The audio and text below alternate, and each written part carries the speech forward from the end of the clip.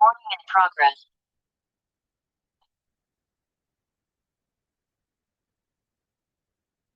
जय श्री राम।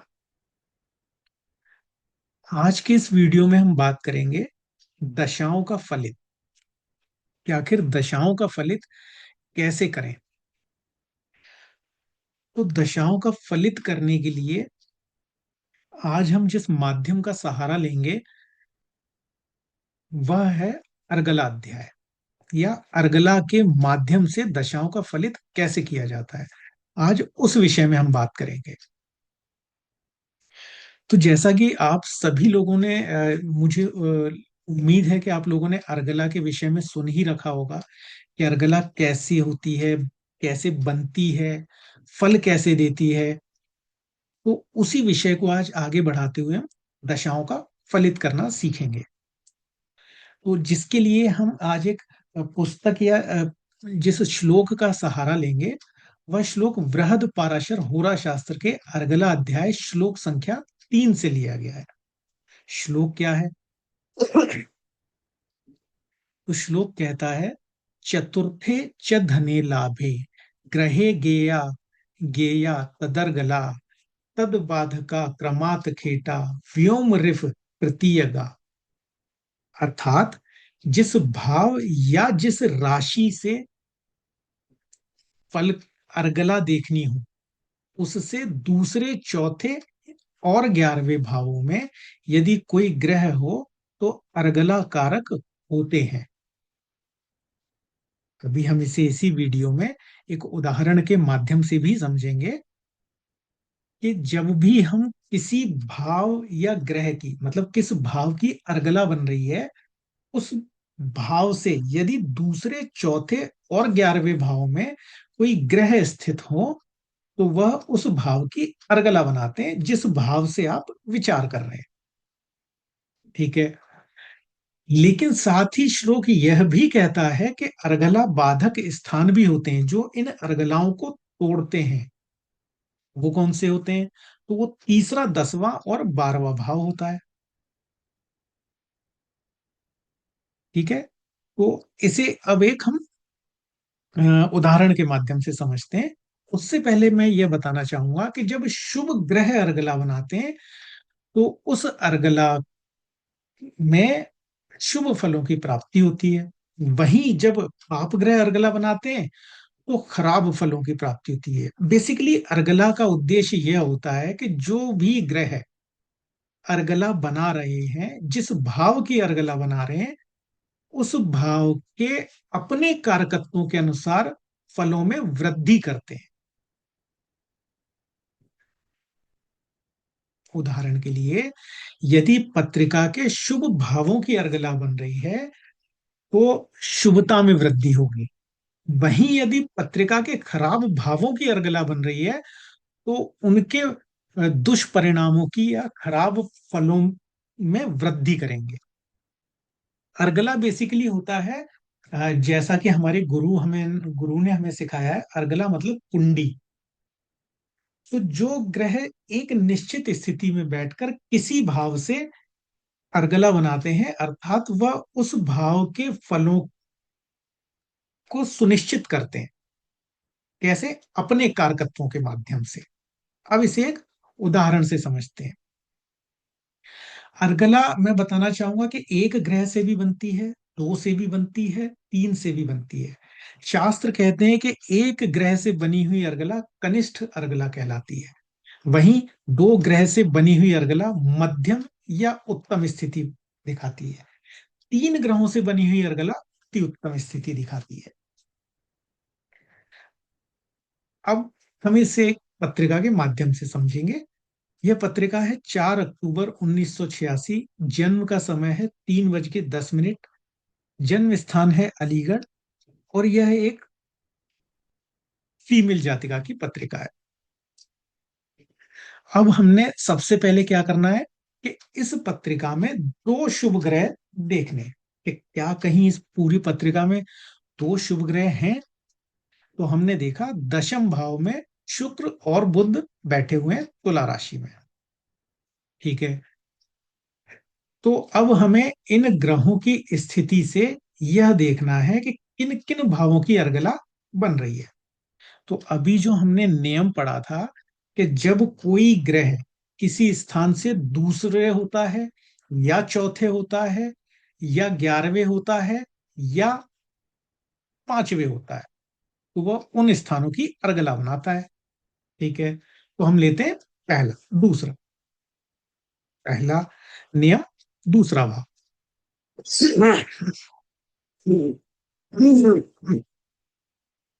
तो अगर हम देखें तो नवे भाव से ये दोनों ही ग्रह दूसरे स्थान में बैठे हुए हैं। तो हमने क्या काम करा, नवे भाव पर पॉइंट लगा दिया कि ठीक है भाई, नवे भाव की अर्गला बन गई। अब नवे भाव की अर्गला तोड़ने के लिए हमें क्या देखना है, तो हमें नवे भाव से ही पीछे एक भाव देखना है, जो कि नवे का 12वां हुआ। तो अष्टम राशि में अष्टम भाव में सिंह राशि में क्या कोई ग्रह है, तो नहीं है। तो इसका मतलब ये जो अर्गला नवे भाव की बनी, वो टूटी नहीं। ठीक है, तो हमने इसे लिख लिया। अब हमें क्या देखना है, कि अब हमें देखना है कि यह दोनों ही ग्रह शुक्र और बुध किस भाव से चौथे बैठे हुए हैं। तो हमने देखा कि सप्तम भाव से चौथे बैठे हुए हैं, तो हमने सप्तम में एक पॉइंट लगा दिया।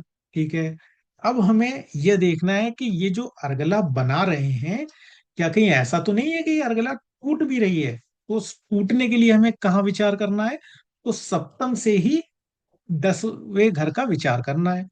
तो सप्तम से जब हम 10 आगे गिनेंगे, तो चौथे भाव में मेष राशि आई, वहां पर कोई ग्रह है, तो हमने देखा नहीं है। इसका मतलब सप्तम भाव की भी अर्गला बन गई। अब हमें क्या देखना है, कि यही दोनों ग्रह बुध और शुक्र किस भाव से 5वें बैठे हुए हैं। तो हमने देखा कि यह छठा भाव, जहां मिथुन राशि आई, वहां से गिनने पर यह 5वें बैठे हुए हैं। ठीक है, तो हमने क्या काम किया, 5वें पर एक पॉइंट लगा दिया। अब क्या ये अर्गला बनी, तो हमें अगेन वही नियम चेक करना है कि किसी भाव से 5वें यदि शुभ ग्रह हैं, तो उस भाव की अर्गला बनाते हैं। यदि नवे भी हैं, तो वो उस अर्गला को तोड़ देते हैं। तो अब हमने यहां से नवा स्थान गिना। तो अगर मैं छठे भाव पर उंगली रखकर वहां से 9 घर आगे जाता हूं, तो मुझे दिखता है कि कुंभ राशि में बृहस्पति बैठे हुए हैं। तो इसका मतलब अर्गला टूट गई। इसीलिए यहां पर मैंने छठे भाव में अर्गला का जो पॉइंट है, वह लाल कलर का बनाया है, कि ताकि वो अर्गला टूट गई। अब मुझे फिर देखना है कि यही शुक्र और बुध किस भाव से 11वें स्थान में बैठे हुए हैं। तो मैंने क्या देखा, कि मैंने 12वें भाव पर जहां धनु राशि आई, वहां से उंगली रखकर 11 स्थान आगे गिने, तो मुझे दिखाई दिया कि शुक्र और बुध 12वें स्थान से 11वें बैठे हुए हैं। इसका मतलब 12वें स्थान की भी अर्गला बन गई।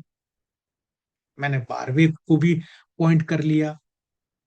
तो अब मुझे ये देखना है कि क्या इसी से, इसी 12वें से जो अर्गला बन रही है, क्या उस 12वें से तीसरे में कोई बैठा हुआ है। क्योंकि यदि कोई होगा, तो अर्गला टूट जाएगी, नहीं होगा तो अर्गला बन जाएगी। तो इस 12वें से तीसरे का जब मैं विचार करूंगा, तो मतलब 12वें पर उंगली रखकर 3 घर आगे जाऊंगा, तो 1 2 3 दूसरे भाव में कुंभ राशि में बृहस्पति बैठे हुए हैं। इसका मतलब 12वें की भी अर्गला टूट गई। तो अब 4 स्थानों की अर्गला में से हमारे पास जो रिजल्ट आया, उसमें 2 स्थानों की अर्गला बनी और 2 स्थानों की अर्गला टूट गई। मतलब इन 2 स्थानों के कुछ भी परिणाम इस दशा अंतरदशा में खास नहीं मिलेंगे। ये तो और भी अच्छी बात है, क्योंकि खराब स्थानों की अर्गला टूटी है। अगर यही खराब स्थानों की अर्गला भी बन गई होती, तो यही शुक्र और बुध अपनी दशा या अंतरदशा में इन भावों के भी परिणाम देते, जो कि अच्छे भाव नहीं है। तो हमें ये देखना है कि जब भी कोई ग्रह अर्गला का निर्माण कर रहे हैं तो वह किन भावों की अर्गला बना रहे हैं। कहीं ऐसा तो नहीं खराब भावों की अर्गला बना रहे हैं या अच्छे भावों की अर्गला बना रहे हैं। तो हमें ये भी विचार करना है। तो अब जो हमारे पास फाइनली आया, वो दो भाव निकल करके आए जो अच्छे और शुभ भाव हैं। एक सप्तम भाव और एक भाग्य भाव, जिनकी अर्गला ये दो ग्रह बना रहे हैं। अब हमें क्या करना है? तो हमें बृहस्पति की महादशा, जो कि अभी इस जातिका की चल रही है, जो वर्ष 2026 तक चलेगी, अक्टूबर 2026 तक। अब उसमें हमें इन ग्रहों की अंतर्दशाओं का फलित करना है। तो अब मैं यहां बताना चाहूंगा कि ज्योतिष शास्त्र जो भी है वह दशाओं और योग के आधार पर ही बना हुआ है। भाई दशाओं से बड़ा कुछ नहीं होता। दशाओं के आधार पर ही व्यक्ति के जीवन में परिवर्तन आते हैं और अच्छे और बुरे फलों की प्राप्ति होती है। सब दशाओं पर आधारित होता है। उन दशाओं से कौन कौन से योग एक्टिवेट हो रहे हैं, उन योगों के अनुसार फलों की प्राप्ति होती है। शास्त्र यही कहता है। तो सबसे पहले एक छोटा सा ओवरव्यू हम बृहस्पति का ले लेते हैं।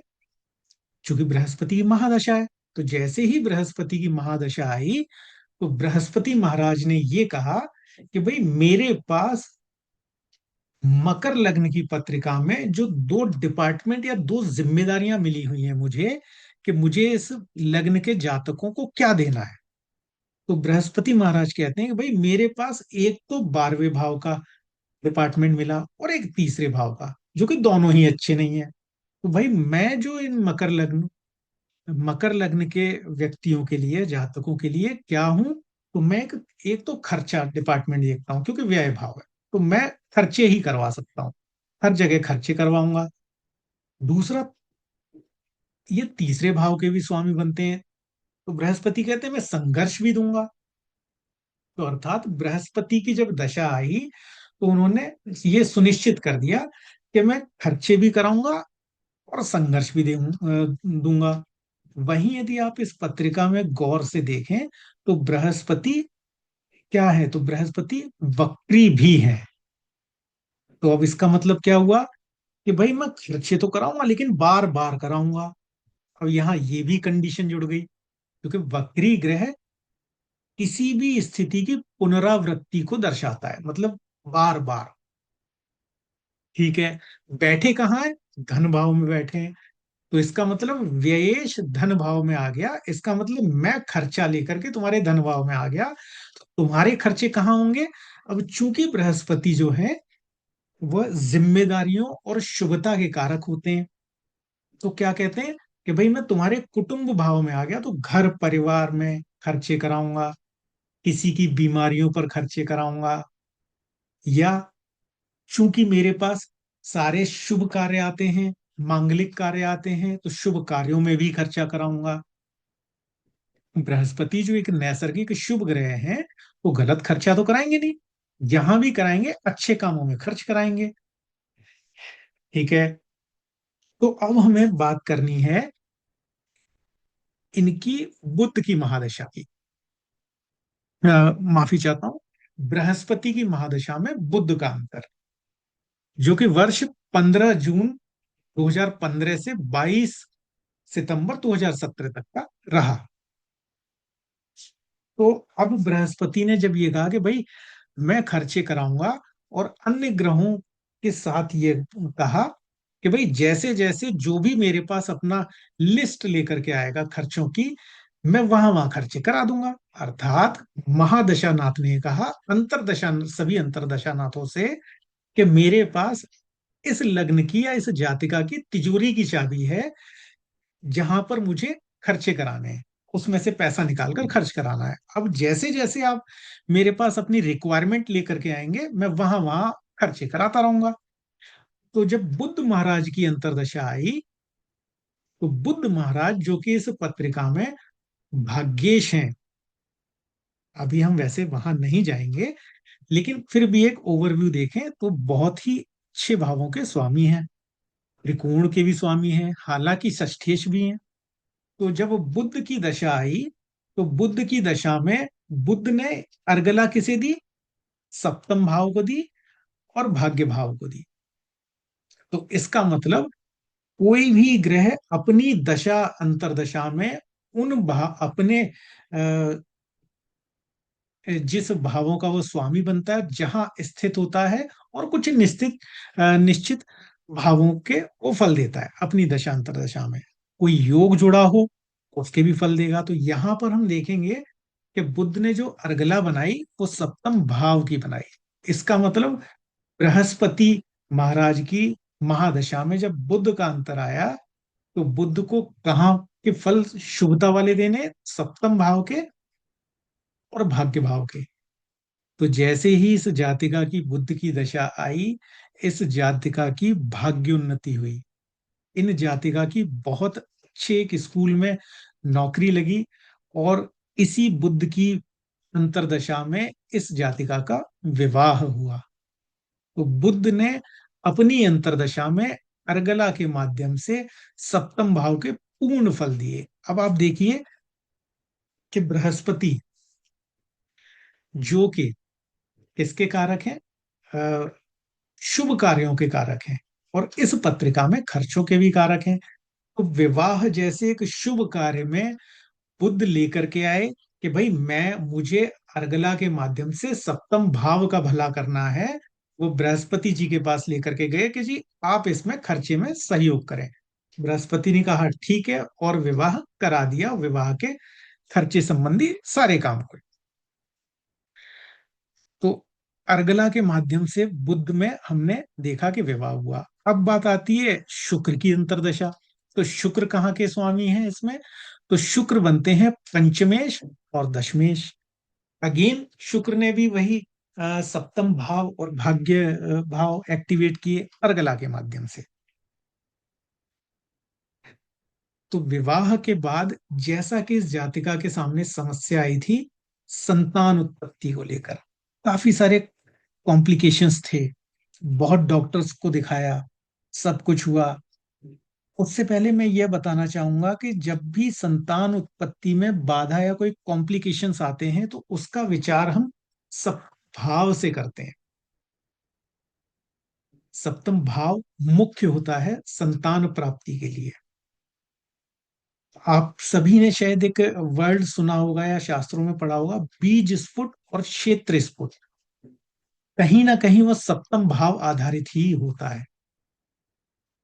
तो जब काफी सारे कॉम्प्लिकेशंस हुए, सब कुछ हुए, डॉक्टरों के काफी चक्कर लगे, लेकिन जैसे ही शुक्र की अंतरदशा आई, अगेन उन शुक्र ने भी अर्गला के माध्यम से उसी सप्तम भाव की सारी समस्याओं को दूर किया।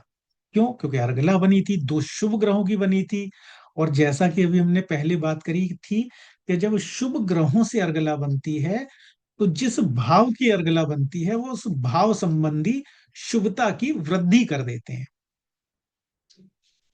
तो वहीं सातवें भाव की जब शुभता की वृद्धि हुई, तो बृहस्पति की महादशा और शुक्र की अंतरदशा में इस जातिका को संतान की प्राप्ति हुई। वहीं भाग्य की भी उन्नति हुई, और इस जातिका का एक बहुत अच्छे स्कूल में सिलेक्शन हुआ, जो कि पिछले स्कूल से काफी अच्छा था। ये जातिका एक टीचर है, और जो परिणाम मैंने अर्गला के माध्यम से इनकी पत्रिकाओं में देखे वो अविश्वसनीय थे। और बड़े आश्चर्य की बात है कि अर्गला इतने सटीक और इतने अच्छे परिणाम देती है। तो इस वीडियो के माध्यम से हम यह समझने का प्रयास कर रहे थे कि अर्गला के माध्यम से हम दशाओं का फलित कैसे करें। आगे हम क्या करेंगे कि पत्रिका भी यही होगी, लेकिन दशाओं के अन्य नियम लगाएंगे इसी पत्रिका पर। और हम देखेंगे कि अलग अलग जो दशाएं आई उसमें इन जातिका को कैसे परिणाम मिले।